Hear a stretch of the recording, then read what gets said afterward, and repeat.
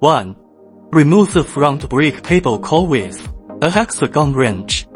2. Disassemble the front wheel. 3.